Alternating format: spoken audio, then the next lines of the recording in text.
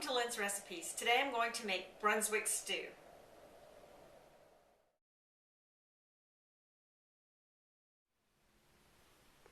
The amounts of the ingredients that you're going to need to make this recipe will be listed in the information box below, or you can find it on my website. The ingredients are: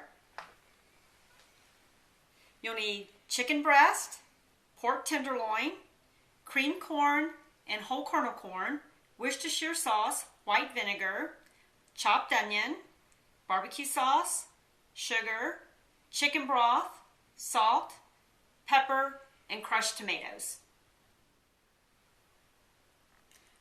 I'm going to start preparing this Brunswick stew by getting my meat ready. And what I'm going to do is cook it in the pressure cooker.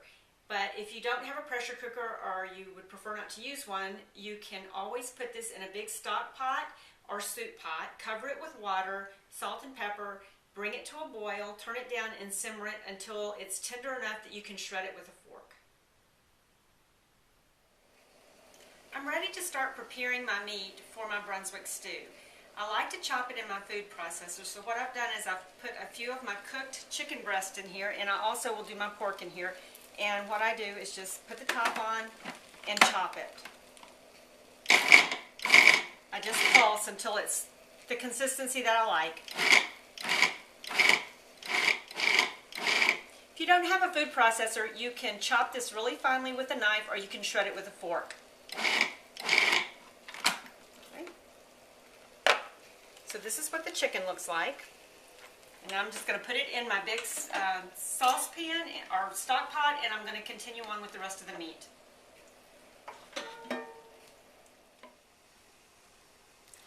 I have my meat chopped, so now what I'm going to do is add all of the rest of the ingredients that I listed at the beginning of the recipe.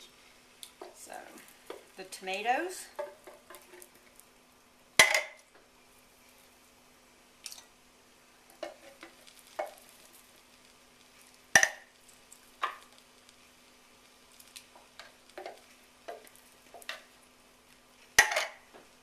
and here's some vinegar, Worcestershire sauce, sugar, here are my chopped onions. You want to use this corn, the whole kernel corn, not drained. You want the liquid in it.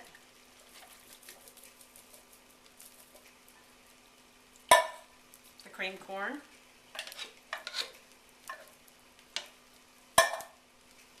Chicken broth.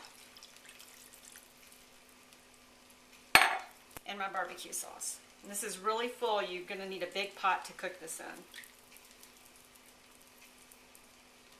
I'm going to stir this together.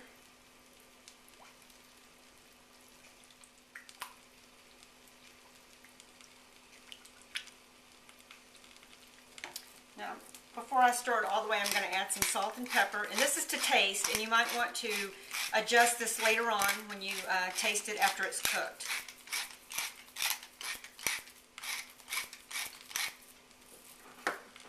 I'm going to do some salt.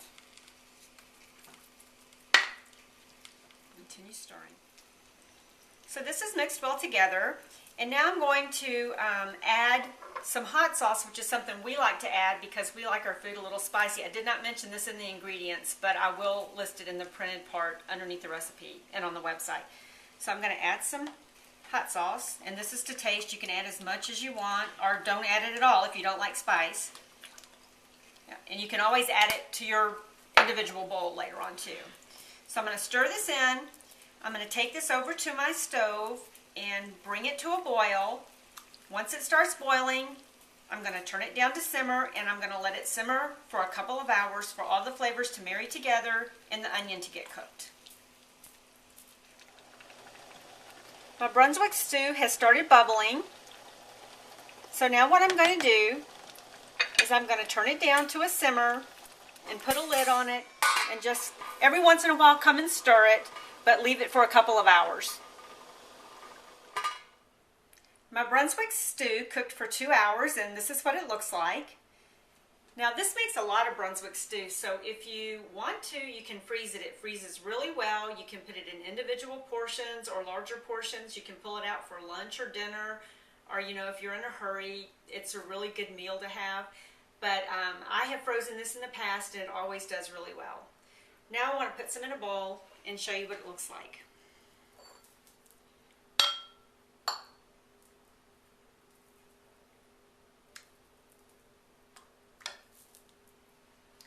So this is my Brunswick stew. I hope you enjoy it.